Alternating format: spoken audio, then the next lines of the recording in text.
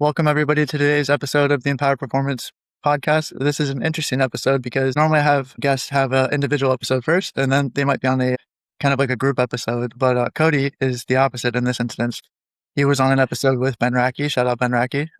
And then now he's on for his finally for his first solo episode. Just a quick intro on Cody before he gives his own. Cody is somebody that I both very much like and dislike. Why do I dislike him? We have all the same interests, but he's better than me at all of them. He's probably better than me at jiu-jitsu. He's bigger and stronger than me. My best designation in the training space is CSCS, which is like the gold standard trainer certification. He has that as like a side quest because he's also a doctor of physical therapy, and he has a mustache that puts all firefighters to shame. So, Cody, you don't mind giving a quick intro? What's your I wish I still had my handlebars, but handlebar? that's all right. Dr. Cody Craig, Doctor of Physical Therapy, also a strength and conditioning specialist. I work with a lot of fighters and like strength sport people, and now I work hybrid location wise out of Ben Racky's gym. So all of his athletes and all the other high school and college people when they're in town, and we get to have fun. It's great. You work with primarily like a lot of volleyball players. I think baseball as well is one of the main sports. I know that you guys have talked about it quite a bit, but one of the main difficulties you struggle with is just the sheer volume that the athletes endure between all the tournaments, practices, and all that stuff. And then strength and conditioning. And then also you're the rehab specialist within the facility. How is it that you guys strike such a good balance together between performance and rehab, and then also being able to work together and mitigate all that with the super packed schedules that these athletes have? Yeah, it is kind of like an interesting thing. Like as a side note, like you and I come from the same generation where there wasn't this backed research and supported data on like load management. It was just every workout was a gut check. And you would think after 20 plus years of progress that that would not be the case, but it is still the case. And these kids are just getting ran into the ground, and then they're expected to play at the top of their game 24/7. And it's just like, we know that's not how that works, right? But Ben and I are trying to do our best, and we're, trying to communicate with the coaches and the athletes and parents the best we can with, load management talks, how this works. Like essentially the coaches are bringing me a job because it's just leading to overuse at the end of the day. So we have those conversations, and then where Ben and I come in, it's like, yes, I do the assessments. And then it's like, hey, I want you to do this, this, and this. If we need to do some manual stuff or soft tissue modalities, 100% can do that. But what's really cool with me and Ben kind of having this like collaboration right off the bat, I have direct access to someone that has control in the weight room. So it's like, okay, for this athlete, hey, let's cut this out in the warm up. Let's make these modifications to the plyos or their main squat pattern, whatever's, it's usually like knees or ankles for the volleyball players, sometimes shoulder. But it's like, let's make these modifications for now for this amount of weeks and move on from there. And so then I will reassess every 2 weeks. I don't really see the need to, Ben has eyes on, I'm usually in the gym too, so I will run across them, but it's like, let's do a reassessment at 2 weeks. Great. They're doing this. Let's bump it up here. Let's bump it up there. I give them their, specialty exercises or whatever it's more specific to them, and then rock and roll. And it works flawlessly in my opinion, just because it's like, we have a direct correlation and connection to what we're doing in our controlled environments. So minus, volleyball. I think the benefit to that too is that you guys both have a very strong understanding of each other's realms. You're not your traditional, like a PT mill sort of physical therapist that doesn't understand training, right? You have done bodybuilding, powerlifting, so you know how to get after it in the gym, not just like the 5-pound dumbbells and the, minibands kind of physical therapist. But then you also still train a sport and jiu-jitsu, which we both train. And, Ben, for example, has a pretty good understanding of, injury mechanisms and, good basic fundamental principles when it comes to, rehabilitation and all that stuff. And so you guys speak each other's language, and I would say are to a good extent capable of doing each other's roles and jobs. You just have your areas of specialty as well. Sure. I find that you guys already have the bridge built, whereas it's difficult to have someone who's just like your pure meathead strength coach who doesn't care about any of the injury stuff, and just wants to run people on the ground, who works with the PT mill type who's like, oh, well, they should just rest, ice compression elevation, get a little bit of massage and a little bit of like, here's a hot pack. Yeah. Here's a hot pack or something like that. So I think it's actually a great blend that you guys are almost like I wouldn't say yin and yang because you guys are almost the same thing anyway, right? But it's just a really complementary fit and all that. So I think it really services your athletes well, and I hope that they can understand and appreciate that. And then I would say The same with the parents. I think that's one thing that I actually want to ask you about. Ben talks about it quite a bit, and I've dealt with it too, where parents want what looks like is best when it comes to training. So as a soccer skills trainer, it would be, I don't know if you've ever seen the brand Skills, SKLZ, but it's like the yellow rebounder nets and all that stuff. I have their ladders. Yeah. Yeah. So skills. Okay. So like I did a skill session, skill training, where I was at the field on one side with just cones and balls and doing like very simple fundamental work. And then there's a trainer on the other side with the parachute and the ladder and the rebounder and making these kids do all these circuits and all that. I'm like, this is insane, but it looks so official that you're gonna have a parent that pays, well over $100 for a session with somebody that looks very professional versus me with a bag of balls or whatever and some cones. Yeah. Just making the kid, develop their touch, their passing, their dribbling, learning the actual techniques, developing their IQ or, replicating the game. And it's hard for a parent to be able to distinguish that. They shouldn't be an expert in everything, right? But the same can be said for performance when you see sports specific drills or rehab, where it's like, oh, let me just attach a band to a tennis racket and make them do a tennis swing or something like that. That's going to be way better than just squatting and benching and stuff like that. So how do you guys navigate? Obviously, you guys navigate with each other well. How do you navigate with the parents? So what I like about, like, in particular, Ben's gym, because I've been to lots of gyms at this point in my life, and as far as training and tracking metrics, they just haven't been there. But Ben has it. Ben has a vert pat. He has the timing gates. Like, we measure velocity, we measure power, like even just general ground reaction force. So it's, in my mind, really easy when the kid comes in at, they're testing at, end of week 4 and then the end of week 12.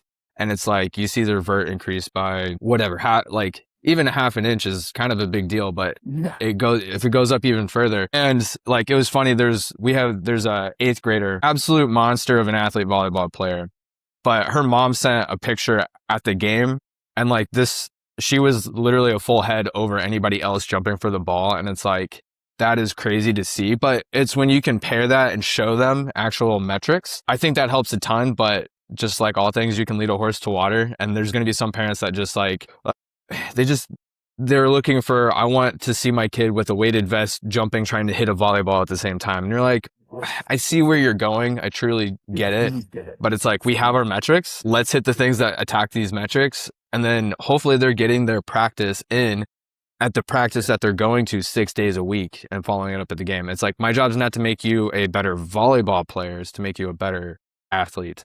And this is how we do that, right? So show them the metrics, and they can do what they want with that. And hopefully over time they understand. But I think it's good to see when they have they're like, I need someone more sports specific, and they go see that trainer, and then they get worse, or they get injured, or they stay injured. And it's like, I don't need to say I told you so, but there it is. And now they know. They're like, okay, this system is definitely more in tune with what my kids should be doing. And I think that's all you can do. Yeah, you hope if the parent comes back that they're more bought in the second time around. Mm-hmm. Do you follow Alex Sterner? He's a jiu-jitsu strength coach. Yep. So he was a guest on the podcast too, but he posted a clip the other day of one of his female athletes, and she's super strong. She's deadlifting 315. She's doing rows with 115, stuff like that. Really cool stuff. And he at one point just posted a clip kind of making fun of the super secret kind of fascial exercises where she's doing plate flips while she's riding a skateboard. And she's just goofing around. She's like, it's nothing, right? So I just made a comment saying yeah, let's disregard all common sense strength training principles because we now have a secret exercise, which is, plate flips on a skateboard. On a skateboard, yeah. But that's essentially you're talking about putting a weighted vest on and then just jumping like crazy. I understand how parents kind of get to this conclusion. I remember, who was the basketball? John Morant had the tire workout. Did you ever hear about that? Where he'd just do box jumps on a tire, 100 box jumps or something like that. And then he'd do, I don't know, this, that, the other step up jumps, hurdle jumps, all seated jumps, every single jump variation. He'd do 1,000 jumps. And then people are like, that's why he jumps as high as he does. I'm like, that's not why he jumps as high as he does. He is the freak athlete that he is despite his training, not due to his training. And if you think I want to be better, I should just jump more. So I find it interesting that with a little bit of understanding of scientific principles, just read one training textbook. I feel like you can just do really simple things and get really great results, but it's commonplace for people to want to try to replicate as much as possible, which led to kind of a good debate that I had with some of, my trainer buddies. So Run Club is Ishan Hiba, Tyler Barretts, and Ben Racky. We're on a group chat together. And there was a guy who had a judo specific workout. And so he was doing really heavy row, very simple strength training. And then at the end, he did the thing where you take bands and you replicate the sleeves. And you just start doing the kind of twisty, pulley stuff. He's trying to replicate some takedowns or some throws. And so I was talking to the guys about that, and it's kind of interesting where if you talk about skills versus, performance, that you almost want it to be divided. Very general stuff in the gym improves your software and your hardware, and then you just apply that in the context of your skill work. It makes you a better athlete. We're all in agreement there. But if we look at the band exercise as skill work, I don't have an issue with it. But if you look at it in the context of performance, I have an issue with it because it's severely underloaded. So that's a question I have for you. Of course, a weighted vest jumping up is going to mess with your actual skill, but like where does the line exist? Because at some points you can just do a skill exercise, and not think of it in that same set. One exercise can just be looked at as a skill versus as a performance. Have you ever considered anything like that? Do you have a line? Yeah, a really big thing that's like always like kind of come to mind is like greasing the groove. Mhm. Like I say that with like, hey, we're tired, we're fatigued, especially like if I use the context of a power lifter, say they squat 450, whatever. It's like, hey, I'm really beat up. You know, my back's a little stiff, knees are a little achy. It's like, okay, let's just have like a grease the groove session, Mhm. simply for the fact of like, we're still getting the squat pattern. We're getting some relative practice, but it's really just, we're just doing the thing for the sake of doing the thing, knowing damn well it's not a performance aspect. It's just strictly the skill. And so they don't lose the motor pattern like quality. Mhm. And it's like, that's essentially what a taper is as well, is just a severely backed off, deloaded situation, just to make sure that the brain is still having the hardware running through the system and knows not to mess it up next time you go and do it, right? So Yeah. in the case of jujitsu, I hate when these people use these bands. I forget her name. She's a crazy jujitsu athlete. Like doesn't look like she could kill you, but she could, right? And like she's doing the bands Yeah. all the time. Yeah, the wave bands, and then it's like turning around, and it's like, hey, if you're doing like a little bit of a cool down, or you're just doing it for fun, I have no problem with it. In fact, it's probably good to just get some general practice if you only made it to jujitsu, 2 times this week, whatever. But it's not building grip. It's not building back strength. It's just practicing the skill at the end of the day. And it's like, that's like, you and I are not professional jujitsu athletes. So maybe we could benefit from that simply because we're not doing jujitsu 7 days a week. Right? That's totally fine. But these people that are training at this extremely high level, they're getting enough practice. Like, you guys don't need to do more of it.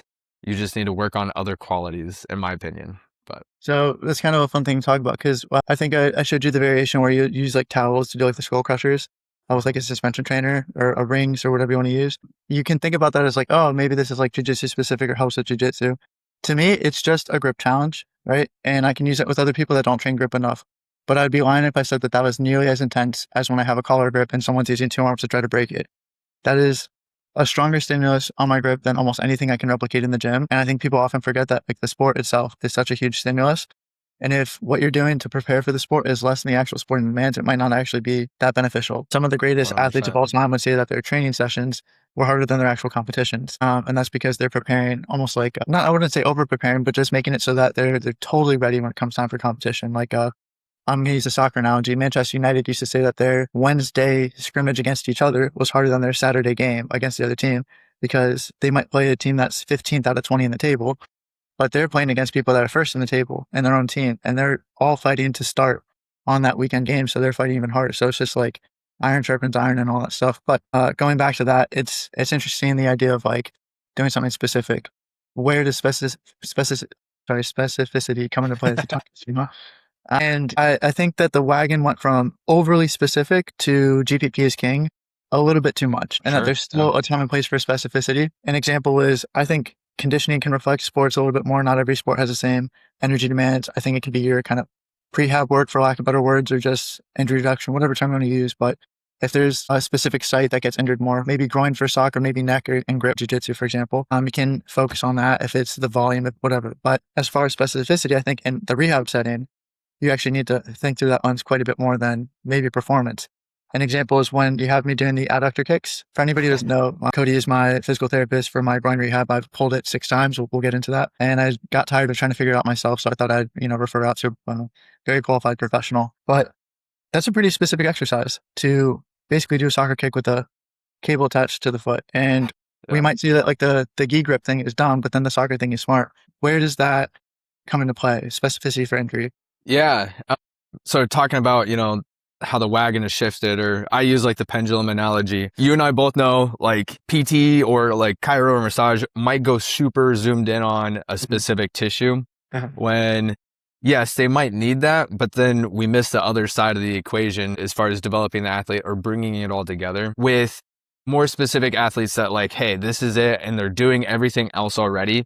That's what I love, because then it's like my job's taken care of. I can really focus in on these other specific qualities instead of trying to push this other metric. So I tell people, you still try to do like your general, like here's your movement prep, here's some explosive work, here's some of your strength work, here's some of like your accessory work in like a typical session.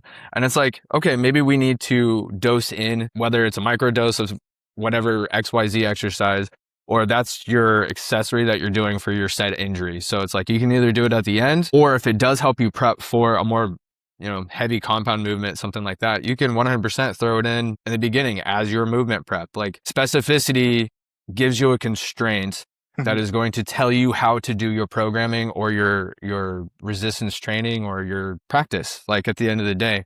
So there's a book called The Gift of Injury. I highly recommend it if anyone's like, I come from a very like chronic pain situation, but it basically demands specific things of your life. But I look at it, when you switch the frame, it's like it's giving you guide rails, like it's the bumpers at the bowling alley.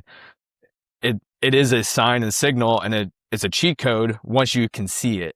And that's the problem, is so many people just see pain, they don't see the signal that it's specifically giving, and that just tells you where to go, in my opinion. But I don't know if that answers that I think question. it does. Yeah, because it's like if your issue was chronic back pain, and mine is repeated like groin pulls. So you don't need to do the exact same program as me, because maybe your groin has never been pulled. So you don't have to work on that. And maybe I've never had low back pain, so I don't have to work on that. So specificity, again, I always like to say that specific is actually incredibly important, but in the context of the individual and not the actual task. So if I'm a soccer player, I don't need to attach a band around my neck and do like the neck rotations all the time, which I've seen people do as if they're doing like headers. Not that it's a bad thing to do, but it's like, what do I as an individual need? Because you might have two soccer players on the same team, and one is, really tall and strong, but he's maybe very slow, and the other guy's really little and quick, but he's really weak. And it's like, okay, even just from a strength conditioning perspective, you probably should tackle their programming a little bit differently, or emphasize different areas, maintain here, develop there, right? But as far as injury, it's the same thing. And one of the things that I really learned from, in fact, I thought I had a very strong groin going into it. I said I was doing like plyometric Copenhagen, which kind of bananas. But there's always like the one thing that was like would make it pull, and I can never find out what it was. And you were kind of like for lack of better words, like a detective for, I think the term you use is itching the scab, scratching the scab.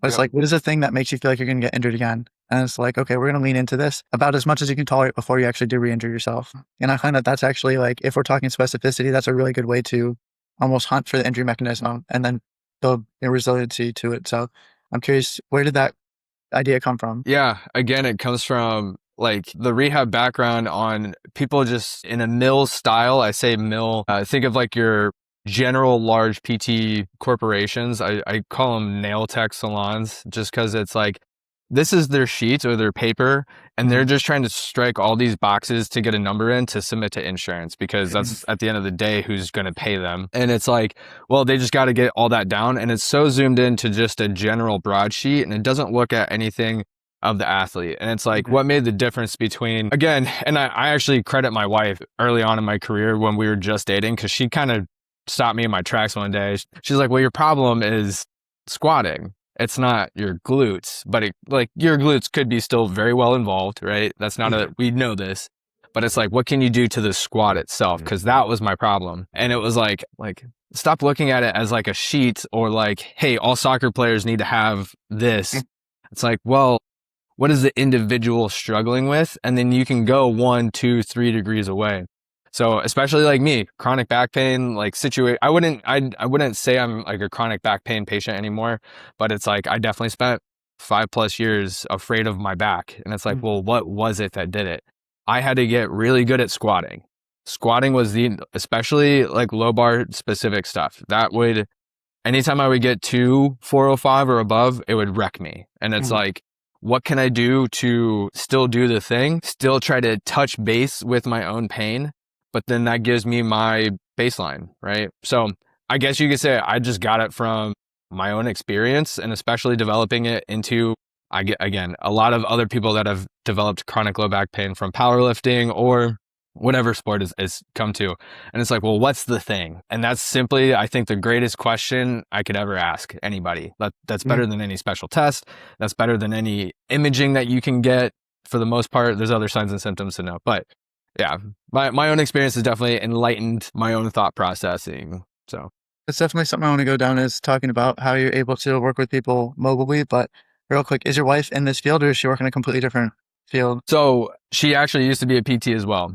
Okay. Now she's in medical research. I tell people she's kind of like the pre-FDA, prior to like companies sending their research out to the FDA, because the last thing you want is to not get your drug or your equipment. Yeah. So that's what she does now. So the reason why I asked is I was going to say, like, does she have understanding of the field, and then the suggestion she made is because she has the understanding, or is it sometimes like you have to be outside of the field to make something that seems obvious from the outside, but it's when you're inside, it's too difficult to see that solution? That point in time, like, we were still students, and I was coming from a heavy like strength and conditioning situation, and she wasn't. And I think that analogy still applies. Like, she technically had an outside viewpoint, and that probably helped. Yeah. Which is why, like, I recommend to people, whether you're a coach, you should get a coach sometimes, just so you can get a different perspective, because maybe you're so in your head, or like a mailman has a mailman, a therapist has a therapist. We're going to say, like, sometimes it's good to actually have somebody else who can do the thing that you can do, but differently, or see something that you're missing, because it's just hard to do it on. And then it's almost like a pride thing. That's why, like, for the first 6 pulls or 5 pulls, I was like, I should be able to do this on my own. If I'm going to sell to people that I can help you with your health and wellness and all that stuff, that means I should never have any injury issues myself, or I should be able to solve it, And when you don't, it's like, okay, well, I'm tired of this. I'm, willing to learn from somebody else. And that's an opportunity to just continue growing as a professional, because I've been able to learn different exercises, different concepts, and different strategies and all that. So I think that's a cool thing. You can go down this rabbit hole as well. I do want to get back to the mobile thing in a second, but I definitely broke your heart the other day when I didn't know who it was. Boris Chico is how you say his name? Yeah, Boris Chico, yeah. So it's like, again, that's how we have like different backgrounds is, I tend to think of, I guess, powerlifting and bodybuilding. It's like lifting is the main thing, right? But for me, lifting was never the main thing. It was always just a tool for other sports, whether it's combat sports or soccer or something like that. So that's why I say I'm a meathead affiliate, is because I enjoy the weight room only so much as a vehicle to help me improve in the other areas. If I could never play sports and only lift weights, I feel like it might get a little bit mundane for me. But when I think that, like, if I'm doing someone up off the ground in jiu-jitsu, like, you're actually trying to, maybe they're in like a spider lasso guard or something, or whatever, you're just trying to flip them or rip them out. Then all of a sudden it feels like it has more value to me, So I was going to ask you about your influence and how that's affected both of you as trained CSCS, DBT, whatever, from your powerlifting and your bodybuilding side. And of course, I know you're a big conjugate fan. So can you just speak about those influences? So like my undergrad, I had like Cal Dietz actually was a graduate of my undergrad. And so heavily influenced the NSCA, which I think our program was very well equipped with a lot of that aspects, just because we were one of the first programs to put out kind of a monster in the field. And then there was a short time frame, Dave Tate was involved. So if you don't know who Dave Tate is, elite FTS, he was also at Westside back in his golden days. I think just having these, like, technically, Cal Dietz and like the conjugate system are definitely on different planes, but they lead into each other in some aspects. And just kind of going through that versus the standardized like stuff that you got to read in the textbook or whatever. It's like, okay, here's the zoomed out lens, because it forces you to come back out, but then you see where they all connect and where are these stronger principles coming from. But like for me, it's like I got super crazy into powerlifting because I loved to squat. I was like getting really strong at it. I remember at one point I was like 165, 70 pounds, and I was doing sets of 315 on squat for like 12 to 15 reps. I was just going insane. I look at that now and I'm like, why would I ever do that? Like, that's just silly. But honestly, I don't know if I could do that now. I'm definitely stronger now, but not in that capacity. Yeah. But it's like, I was at this point in time, you and I have both been training for a long time, and there's probably very few programs or aspects of programs that we haven't not done. And so, I've ran all the powerlifting programs, 5-3-1, all the conjugate systems, starting strength, and then you go to strong first. And then it's like, now you discover periodization, and now you're doing undulate. Yeah. It's like you go down that rabbit hole and you start to piece out like, hey, this is the stuff that works, and this is where these guys are trying to go. And it's, it's kind of like a jaded like implication now, because it's like I can't look at like someone's new program. They say this is the greatest thing ever, and I'm like, I guarantee you, I've seen all that, and we can take apart the principles, and it's just like every other program, right? Unless it's like a super like specific situation. I'm going into the deep end a little bit.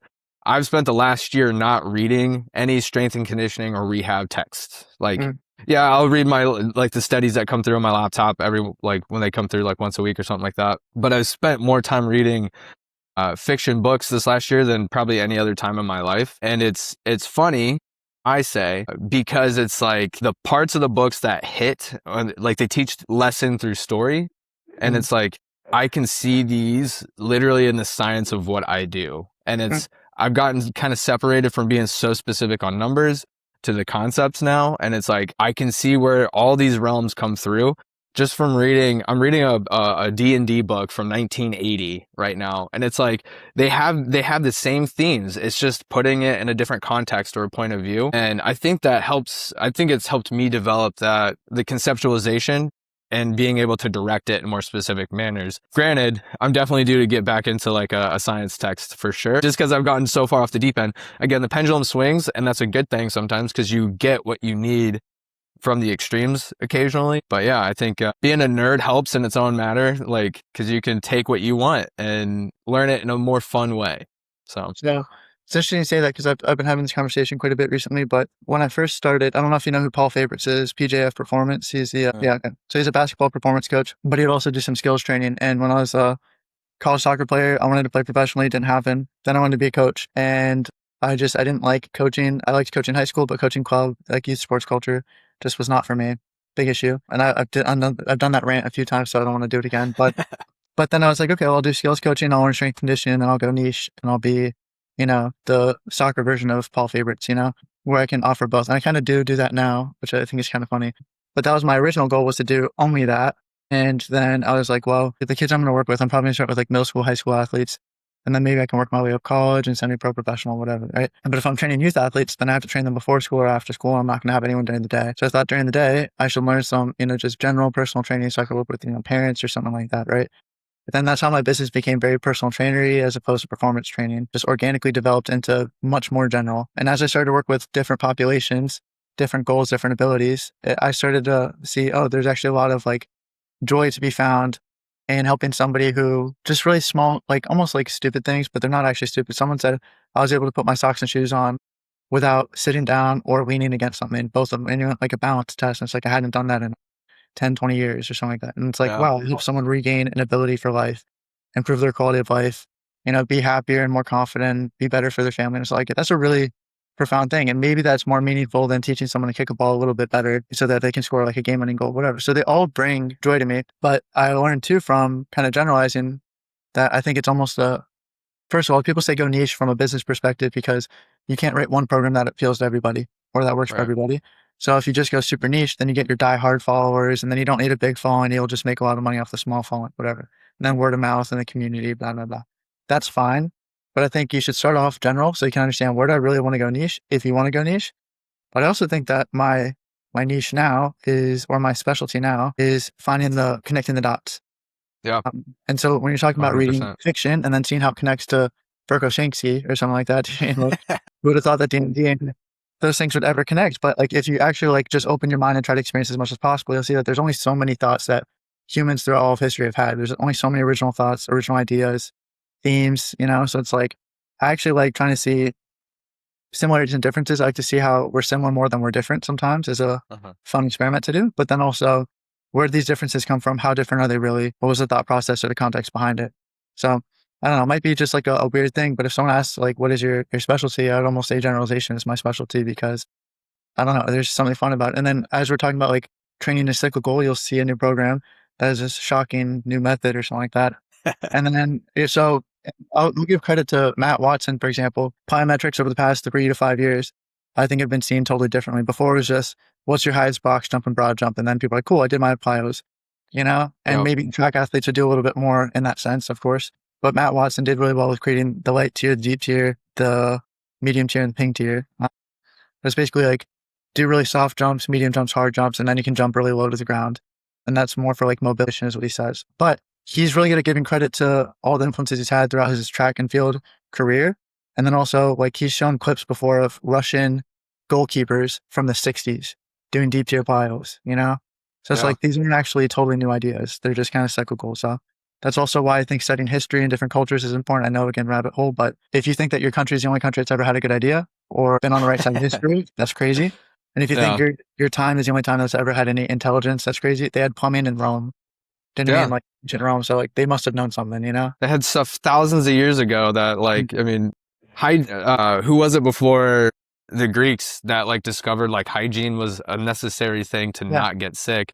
And Yeah. it's like, that was thousands of years ago. But everything you were saying, this quote came to mind. Oh my gosh, Mike Tersher, again, in the powerlifting realm, I was watching a video and he said, if you want to learn something new, read an old book. And No. I was like, wow, that's kind of crazy. And sure enough, I picked up his old RTS training manual from like when he first got into like trying to conceptualize his own training. And it was like, I bought that and it was just like, that's crazy. Like I'm learning all these like these new things and turn around 5 years later. Now it's like a trend, right? Like all this stuff comes back around, but it's because people hopefully are going back and getting the concepts out of the old stuff. Because it's all, like you said, it's all been done before. Nothing's new. Sure. Range of Strength talked about it with like his textbooks. Like nothing has been new. It's just been getting shifted and coming in trends. And it's like, yeah, here we go. I'm glad you mentioned range of strength too, because I think he's such a fascinating individual that he does gymnastics, flexibility, odd man, sort of like lifts or like, odd object lifts and stuff like that. And then he does powerlifting as well. And he has like the classic bodybuilding inspiration. So I'm like, man, he just does a little bit of everything, you know? And I think that the cool thing about that too is we can go in a couple of different directions with this.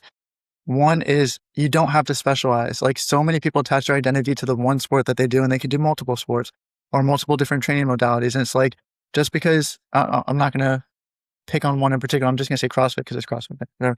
But CrossFit, it's like just because you CrossFit doesn't mean CrossFit is the only way to train. It's the best way to train. Everybody else who trains anything else is dumb. And vice versa. If it's high rocks, if it's bodybuilding, it's cool.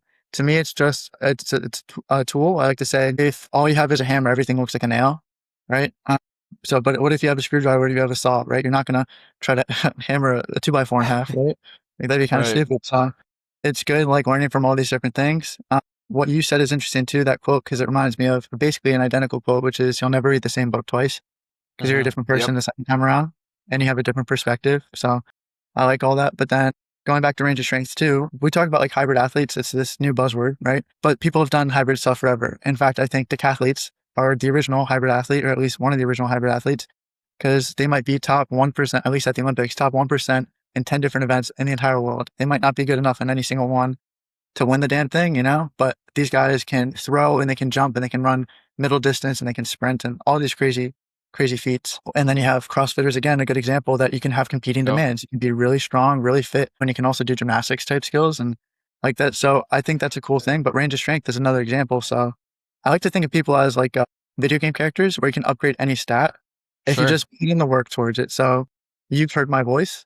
I have a monotone. It sounds terrible, but I could just like say, oh, because I have a monotone, I should never sing. But I bet if I took singing lessons and I practiced, they could get better like anything else. So I just like using that theory when it comes to anybody, when it comes to training, for example. It's like, oh, I've never been very good at this.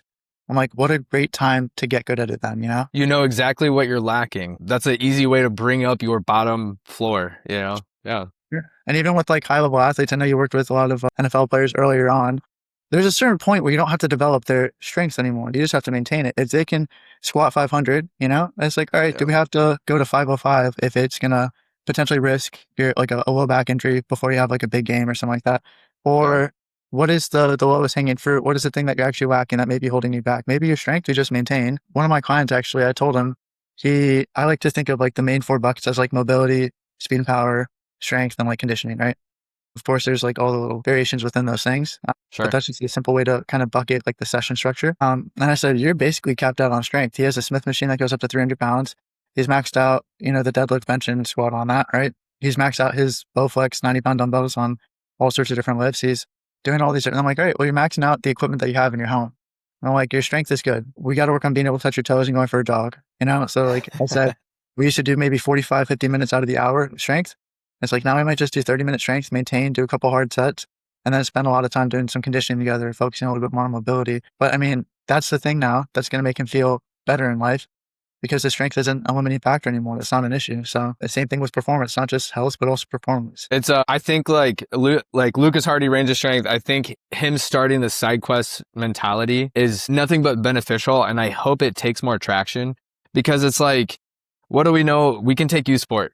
Athletes that just do one sport year round are more prone to injury, burnout, and worsening of performance at the end of the day. But it's like when they have truly time to be a kid, truly time to work on stuff for swimming, and truly time to work on stuff for basketball, soccer, whatever, they're going to go a lot farther with their bodies, their minds, general performance than anybody else. And it's like, as adults, people get stuck. I think like, I need to be a power lifter. That was my problem. I was like, I have to be a low bar squatter. And that was the one thing that was like terrible. I don't want to say terrible for me. It was my weak point because it was so strong and so overdeveloped, and I didn't have any other qualities, right, from a different aspect. And it's like, if you just realize, like, people are so afraid to lose muscle mass or lose speed or lose their power, and it's like, you really don't need much to maintain what you've worked so hard for already. Just do the maintenance, and then let's spend some more resource developing those other qualities. Like, I want to bring up CrossFit or High Rocks, and you see these guys that are jacked, and they're like, well, if these guys can do these like cardio events and they still look that jacked. No, they did like a decade plus of heavy strength resistance training to develop their physique. Now they're in a sport where they can maintain their muscle mass, and they're working on these other qualities. Like, it's not that sport gave that to them. They just have a prior history, and good genetics, probably a little bit is involved there. And they move forward and they keep what they have. So it's like side questing after you've developed as an adult, I think, is like the ultimate cheat code to continue moving forward. Like me and Ben starting to like collaborate and become friends, like, is definitely shifted my training qualities, just because now I'm exposed to like what he's doing a little bit more. And it's like, oh, it's inspired me. Yeah, let's get back into doing some plyometrics. Let's get back into some power, expression of whatever you have. And it's like, yeah, why not? Because I know I'm good. Like, I'm not going to lose out on my muscle mass that I'm so worried about, and going down that rabbit hole. The thing too is that like, you're not just going to go from one day having all this muscle to the next day it's all gone. You might start to notice the gradual shift, and you can always go back. I had actually the opposite situation. My first ever client, she told me that like she has nice shoulders, she wants to work on them, and like working on arms and all that stuff. And then it's the same thing though, where it's like, I don't want to get too bulky. And so, okay, well, if you start to get too bulky, let me know. We'll change the programming and all that stuff. She's the only client that ever actually started to get too bulky. Again, good genes and all that stuff. But she said she has like these like cute tops, and she said she was like almost like splitting the seams on her sleeves and all that stuff. Hell yeah, I love that. Which I think is awesome. I was like, man, I wish I knew what that was like. But so, yeah, I just had this one. But I also think it's interesting too. You talked about the really jacked High Rocks guys. Yeah, it's not the burpee broad jumps that made them so jacked, you know what I mean? Or like the med ball or the wall ball, right? That made them super jacked. It's probably having done powerlifting or bodybuilding or something like that for 10 years and then you switch into another field. See people trying to just, like a 13-year-old who's just hitting puberty, trying to copy LeBron James' 40-year-old workout. You know, you just like, and like, I was that 13-year-old, not LeBron James, but like maybe I saw Ronaldo at, I don't know, 30 something doing some exercise. I'm like, oh, if it works for Ronaldo, it's got to work for me. That's the most. And everybody goes through that trap. I think it's just a part of like growing up, but you don't realize that it's like, okay, well, at that age, he probably wasn't like when he was 13. I'm 13 at that time. It's like when he was 13, he's probably doing something totally different than what he's doing when he's 30. But also, like, people, like I've said before, can be great despite what they do not do to what they do. I like to tell people with like genetic potential that it sets the floor and the ceiling, but training determines where you are within the floor and ceiling. But there's always that one guy where ceiling might be lower than somebody else's floor. And I think of Usain Bolt. I think I could have had the best training, like track training ever, the most deliberate, consistent, intelligent programming forever, my entire life. And he could have just run a little bit and he still would have been faster than me. And like, that's something that some people don't understand is that like, if you also want to get into like what sport a person should play, sometimes I think people fall into the sport because that's what they are good at. That like, what's a basketball player and a basketball player doesn't, you know what I mean? But then also I think, I don't know, I feel like people are almost like dogs in that sense, like a dog breed. Like you like the things that you're good at. So like a dachshund digs because it's built for digging, and then like a greyhound runs because you don't see greyhounds digging as much and dachshunds running as much in that sense. Certainly not dachshunds running as much. Well, yeah, But I think that like people are kind of similar in that sense. And then as far as genetic potential, it's the same concept. Having said all that, going kind of back to what I was saying is that you shouldn't just copy what you see someone else doing because they're built completely differently to you. And even if they're doing it, doesn't mean that it's the right thing to do. Do you know what I mean? You just have to look at where you're at, what you need to do to improve, and just focus on that. And if you don't know, then you should hire a professional if you have the opportunity or the ability. 100%. Pat Mhm. Davidson had a comment on a post. Someone was saying like they train people based on their muscle fiber type specifically, and then their sternal angle. Those are the two major factors. And the guy that literally like wrote the book on movement patterns and like muscle fiber type changes. I don't want to say he wrote the book, but it's involved in his main book that he wrote. And it's like, he literally said, find the metrics that are going to push their performance and train the exercises that are going to push those metrics. It's not that hard. Training in these other contexts are not going to provide the stimulus that they need, and it's not going to make them better athletes. And I was like, done. That's all you need to say. Like, perfect. It's the beauty of being able to simplify, though. I think that's like the real credit of a good coach is that it's so easy to get into the weeds and people start talking about this variation over that variation, this, method over another. Ben was talking to us in the run club group about, there was a post he saw where they're talking about isometrics and they started talking about like omni isometrics, which I'd never heard of before. And like, man, if you just started getting into the isometric rabbit hole, it would seem like the most complicated thing in the world. It's like, okay, but how is this actually going to serve a client? How are you going to write a program for a client based off of this? If you just like start freaking out over this one new specific technique that you learned about and everybody should do this now and blah, blah, blah, it's kind of dangerous, right? And a good example is there's two coaches, I'm not going to name names, that I used to follow. I used to think they put out some good content. And then they got into this huge public like Instagram beef with each other because they were arguing over like squat mechanics, like at what point, what joint angle does IR happen and all that stuff. And they got personal. They're like, you do drugs. And it's like, I hate your family. It got so personal. And I just thought it's like, nobody cares. In fact, most coaches and trainers don't even care. Why would a client care? Why would, if you guys have 99% the exact same program, right? And you agree on most principles, and this guy teaches squat a little bit different, but both your clients squat pain-free, good range, great strength, great numbers on it. Who cares? So I like when you just say that really simplistic thing. It's like, what drives performance? What metrics drives like performance, and how do you develop those metrics or whatever, improve those metrics? It's a really simple thing to think of. It's just what I need to get better and what works best for me to get better at that thing. Very simple. And if you can do that for your clients, you can do that for yourself even. I think it's liberating almost to be simplistic as opposed to, man, now I got to reread every single book before I write every single program, That's Right. challenging. Goes back to that discipline equals freedom quote from, it's Jocko, but it's technically Aristotle, but it's Mhm. like, you're giving yourself constraints so you can do more. Mhm. Like it's like technically discipline is restrictive, which is funny because now it's like, oh, well, now it actually allows you to do what your goal is set to do, right? So So that's actually, I like that you said constraints because that was one of the most valuable tools I learned as a skills trainer, as a personal trainer, strength coach, whatever title you want to throw at me, was the constraint-led approach instead of trying to tell somebody to do something differently. So I always hated in soccer a really complicated drill.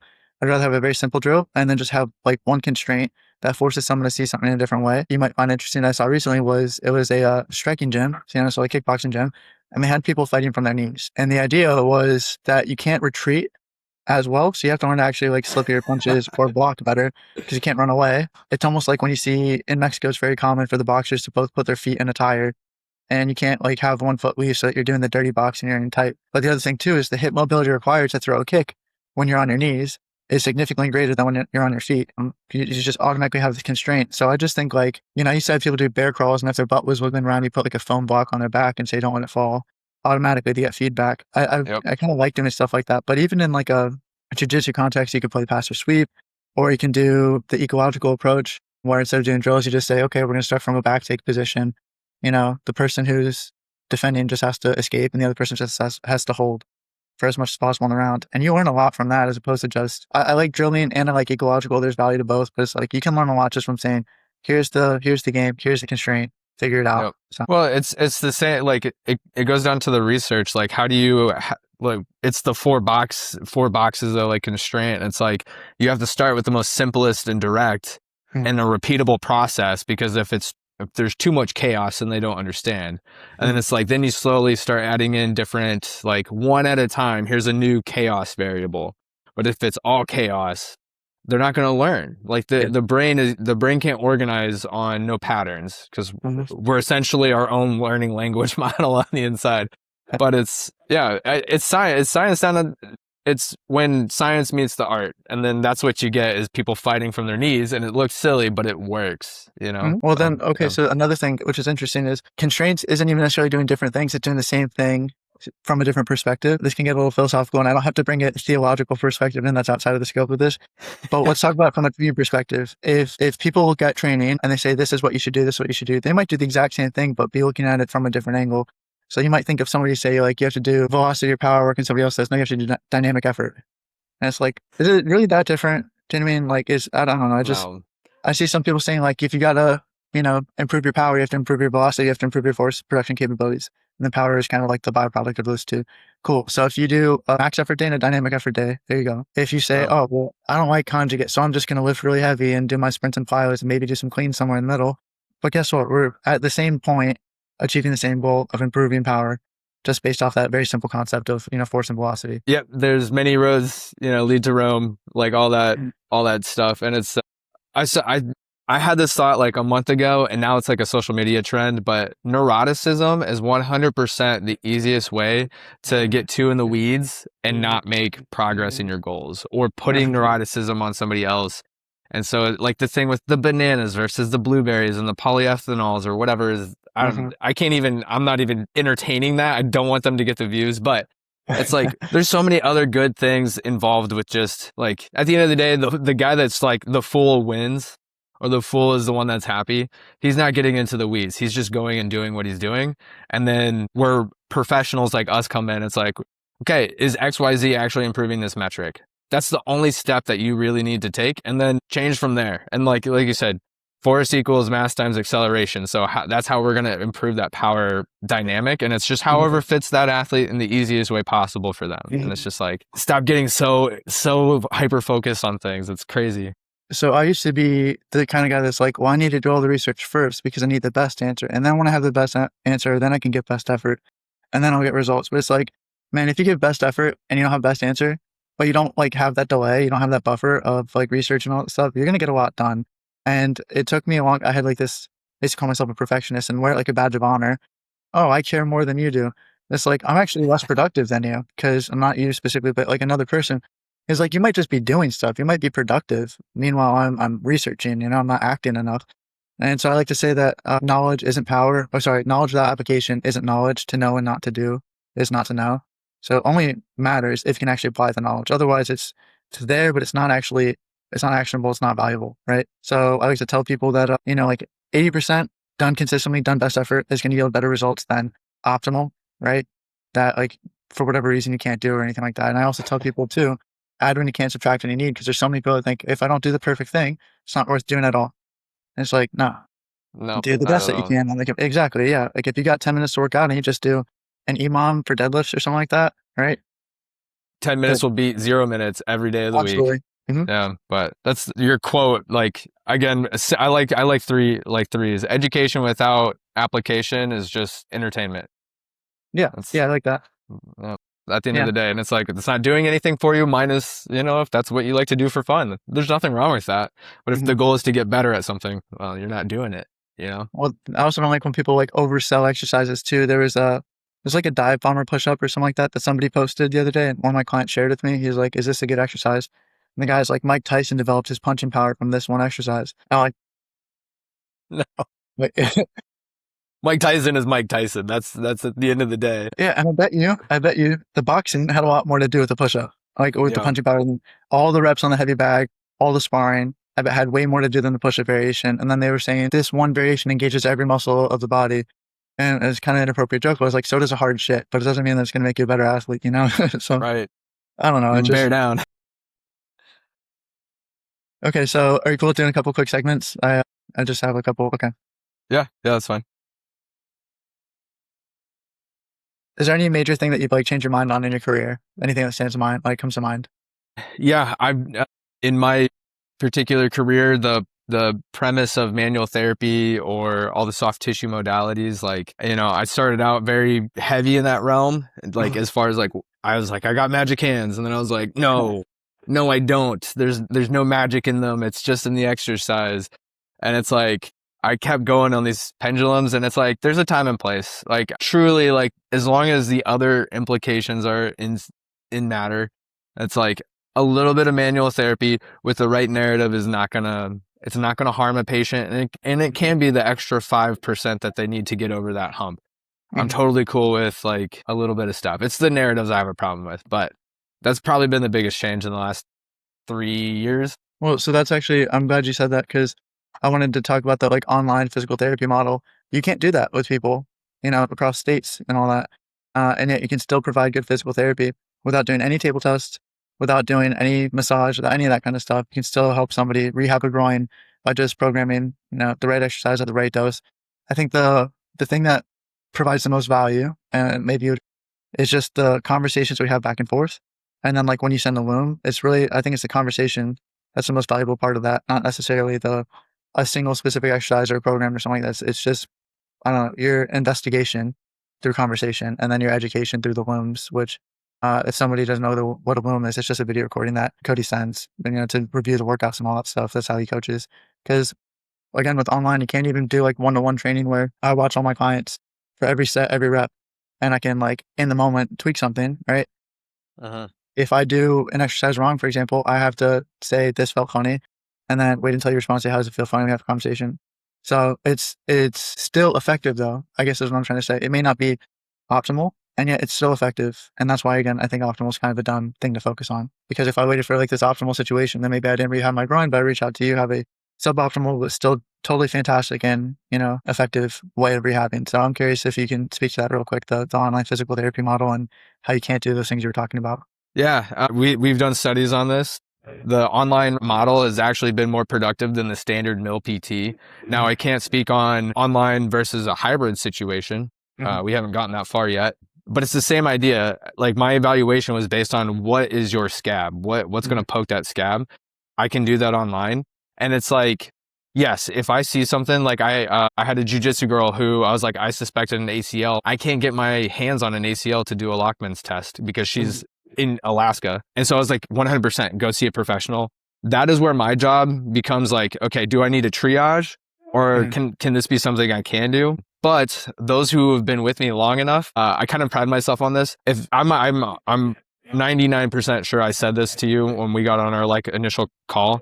My goal at the end of the day is for you to learn, and I want to learn as well. And it's like education is so important to me. So I want to impart that on somebody. And it's like, okay, if you can learn how to navigate an injury in the moment or like a tweak in the moment, that is the goal. It's to learn how to Mhm. roll with the punches. And I have people now, they're like, yeah, I was doing this and I tweaked my knee. So I just stepped a little bit wider and put some reverse bands on and I was fine. I'm like that makes me feel proud because it's like they know how to operate it Mhm. without me having to be there in person. And Mhm. that's the goal, is to have, and this is where I think like good trainers, good coaches can really be involved in the situation, is giving movement options when those things occur. And if an athlete can do that on their own, mic drop.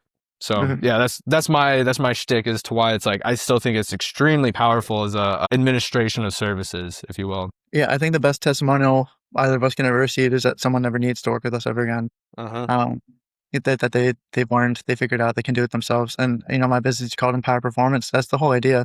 Is I don't want people to enjoy exercise enough they do it on their own. They don't need me to motivate them. If they were to create a workout on their own, that they understand the general principles, that they're not doing some crazy stuff. That they're like, okay, well, I should do something for power, squat, a hinge, a push, pull, maybe something for core, maybe something for cardio.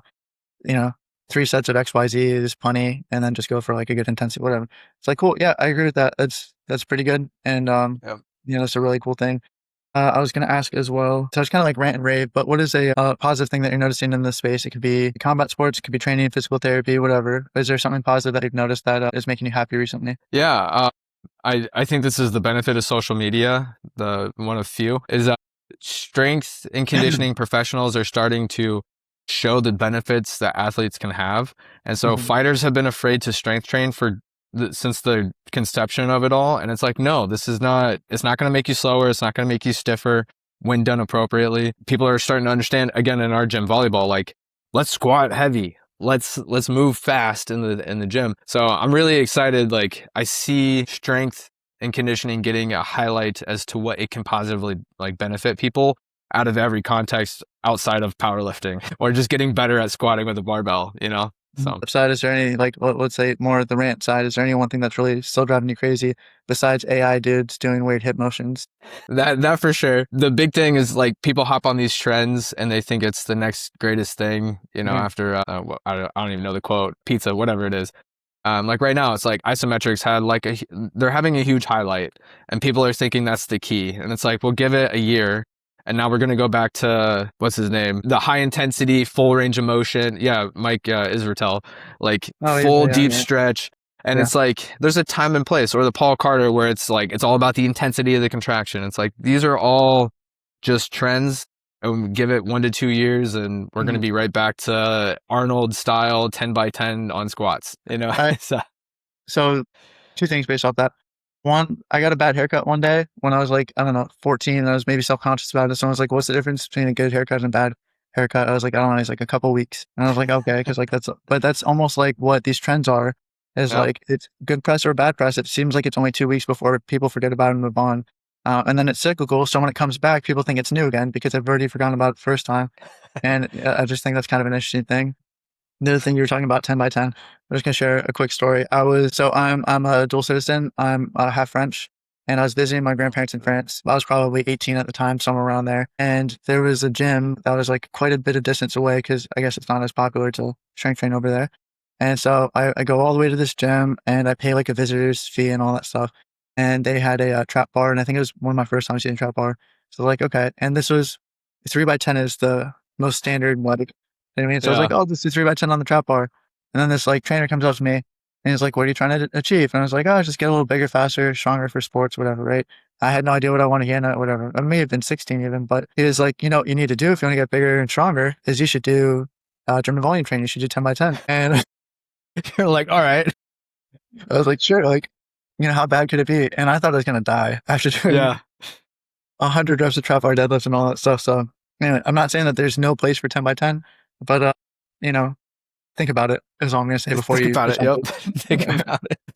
Take a second first. Make sure you know what you're getting into. It was terrible. That's All hilarious. right, so going in a completely different direction now, I wanted to ask you what your hot take is regarding Star Wars, and then what your hot take is regarding superheroes, whether it's Marvel or DC. Do you have any hot take regarding each kind of world? Man, I would argue that some of the best Star Wars that has been done to date has been more recent and has been less of a huge blockbuster than what the originals and some of the older stuff has been. Which ones?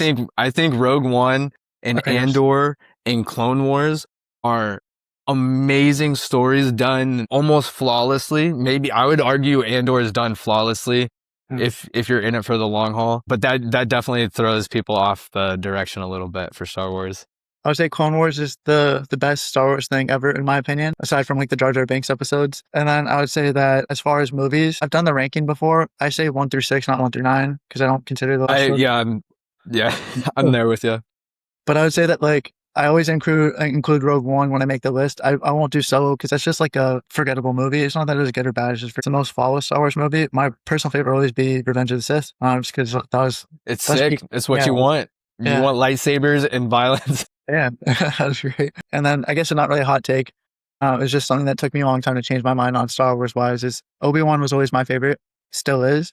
I used to think like Qui-Gon like sucks because like, oh, he got killed by Darth Maul like immediately, and like he's not you understand the lore of Star Wars a little bit more. He's actually like the wisest Jedi because he saw the fall of the Jedi and all that stuff and the corruption. I was like, okay, he's him. And Dude, I just thought that was Obi-Wan is the epitome of what it is to have, here's like your huge genetic range and just the hard work gone into it. Like when you get into the lore and you're like, that dude did it all. And he's like yeah.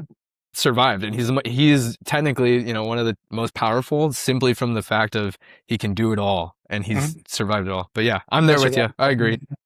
Okay, so you can do Marvel and or DC if you want a hot take there. I think this is going to be a weird one. I think James Gunn moving over to DC, we're going to see major improvements in the DC quality of movies. I think they're bigger hitters and I think they're going to be amazing and it's going to start outbeating Marvel as far as the perception of it all. Marvel needs Doomsday to like retcon everything because there's too many shows. You literally have to spend like 32 weeks out of the year to watch everything else that is like, come on, that's too much if you're trying to go to an audience. Like, even as like someone who's, I have an entire comic book shelf to my right now that's full, right? As someone like that, I'm not going to watch every single show. I'm not going to watch, like, there's no way. I don't have the time.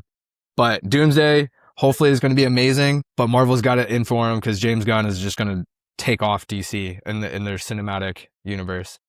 All right, response time. I don't fully disagree with that. I would say that I agree. I think Marvel got way too. I don't fully disagree with it. I think Marvel got like way too bloated. Of course, like it's just too much to care about. And I also think that one of the big mistakes that they made is they keep going bigger in scale, but bigger in scale doesn't mean that you're more emotionally attached to it. You can just have like, I don't know, the first Spider-Man movie, Spider-Man Homecoming, where it's like, oh, it's just like a guy and his girlfriend and his dad, and that's like the little conflict there. Just talking in the car, and that seems like to have more weight to it than Kang, for example, talking. It's like, who cares about that, right? Yeah. So I think if they actually like Doomsday could be like a way that they say, because the last phase was, after Endgame, I just kind of ignore a lot of the Marvel stuff. Yeah. And hopefully going to this less multiversal sort of area, it's still kind of multiversal, might make it better, who knows. But once Disney kind of acquired Star Wars and Marvel, I was like, it felt really hit or miss after that. Not to say that the stuff before, but it's just, but as far as DC, they totally failed. And then they had to like totally start over again, James Gunn and all that stuff. And James Gunn has done well with a lot of his projects. I think that it will add competition. I think that it's good because DC has a lot of really great superheroes. The one thing I'd say is, or this might be a hot take, I don't think it should be. I think the best like movie universe I've seen for superheroes is the DC animated movie universe. DC dude, so good. Yeah. Yeah. Dude, Batman from the 90s, Superman from Justice League. Oh, dude, those three alone. Yeah. Awesome. But I just mean like, even, have you actually seen the DC AMU? It's like the 16 movie like arc. Yeah. Yep. I think that was like, you compare that to like the whole Endgame arc, like they're close, but I actually really liked it. And I actually think Flashpoint Paradox is one of my favorite stories that I've heard in terms of like, I think the Batman twist where Bruce was the one that died in the alley and then the dad became Batman and then mom became the Joker. I was like, this is crazy. So anyway, okay. Yeah, I agree. I think DC animated. Yeah, I'm on the same page there. Cool. All right. So if you want to plug yourself, I appreciate the talk. It was a good time. And I'm glad we got a chance to talk nerdy stuff, because that was one of the things I told my wife too, is I was like saying like, oh man, he's like more jacked than me and probably better at jiu-jitsu. But I was like, he even has me beat on like the nerdy stuff too. You know what I mean? No. But anyway, if you want to plug yourself, Cody, where can people find you if they want to reach out? Yep. I'm Cody.prescriptionstrength on Instagram, YouTube, and TikTok. I'm mainly on Instagram. I'm starting to get more into the TikTok and starting to do more long form videos on YouTube. And then anytime we do those get posted everywhere as well. Yeah, hit me up if you got questions. Cool. Well, thank you very much, Cody. Yeah, thank you.